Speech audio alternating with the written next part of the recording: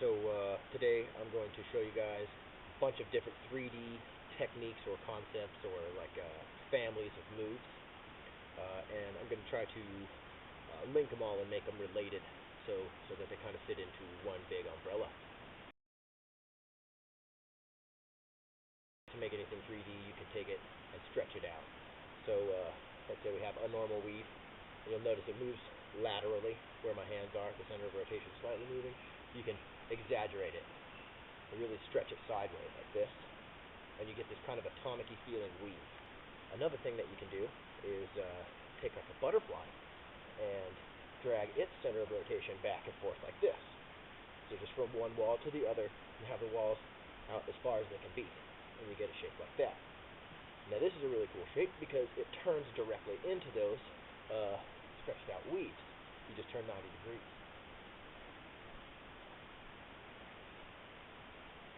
Really a neat looking move, really fun to do. And these stretching moves are pretty directly related to some other moves. Plane bending, it's related to diagonal planes and helixing. Alright, diagonals, it's kind of in the same mindset as 3D spinning, and it's also really related to a lot of the techniques that you'll use in 3D spinning, so I'm including it, okay? So, diagonals are just spinning in a diagonal plane. You can take a buzzsaw and bend it 45 degrees, or you can take a horizontal buzzsaw and bend it 45 degrees. Diagonals are just 45 degrees offset from a vertical or a horizontal plane. It's not really 3D, but it's necessary.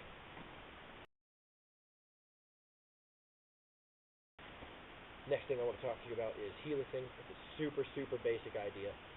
Just consider that if you're taking and spinning in a diagonal, then any of the cardinal points you can move into a parallel plane to the plane you're in pretty easily. The point will basically stay parallel if you move it along that 45, or here.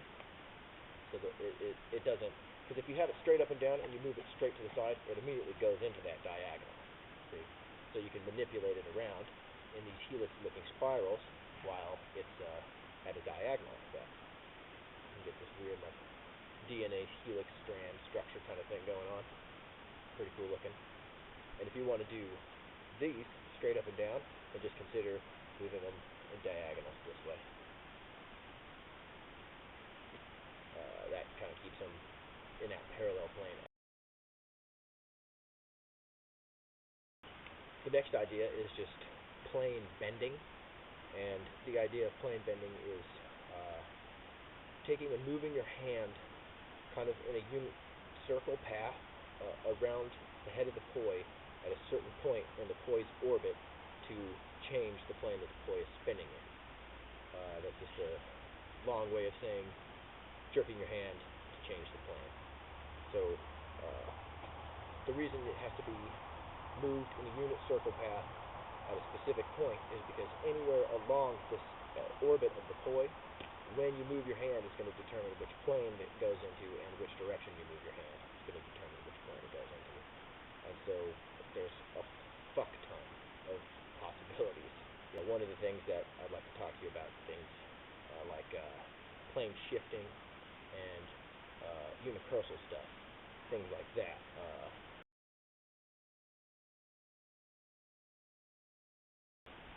Okay, unicursal stuff. Unicursal stuff is using the edge of the poi's orbit to draw shapes by manipulating the plane that the poi is spinning in. So you can draw 5-pointed stars by bending the poi at each point of the star. You can also do like triangles, 2 triangles, by bending at the 3 points of the triangle. You could do squares.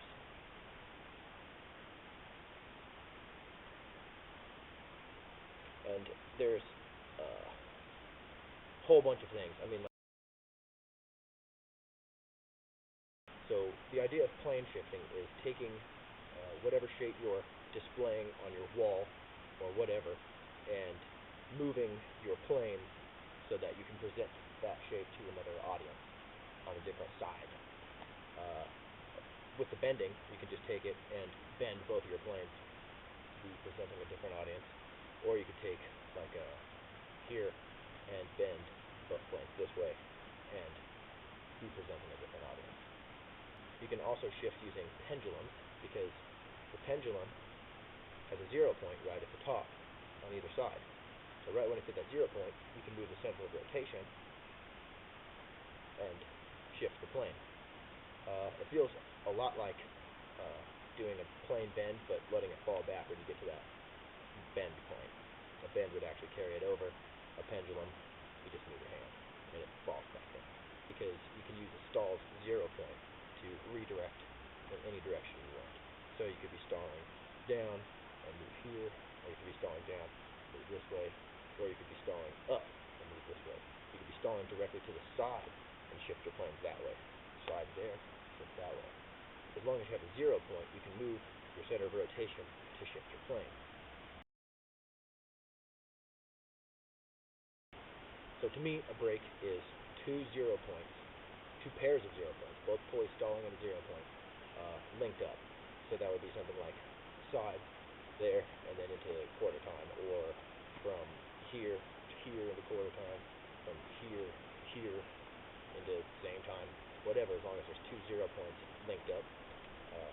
You can start linking up more and more and more if you want. So you could go like that, and then be in atomics, or you could go however you want. You could do multiple lengths and just kind of have a breaking chain of breaks. And that's like a style all of its own that you could just rock out on forever if you want. It's very fun. Breaks are directly related to 0 points and stalls and plane shifting, but I think they're most closely related to atomic flowers. If you think about all of the points of an atomic flower, it's a lot of the same points that you'll hit while you're plane breaking. And so you can move from a series of breaks directly into flowers really, really effortlessly. It almost feels like a break combo, moving into those consecutive links that would create a flower.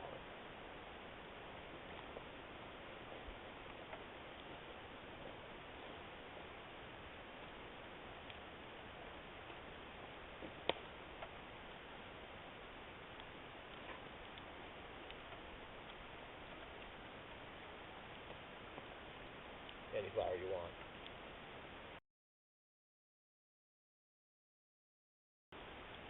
So atomics are taking basically two planes and tipping them perpendicularly to each other. And atomic shapes, I think of as when the two poise chains intersect, at 90 degrees.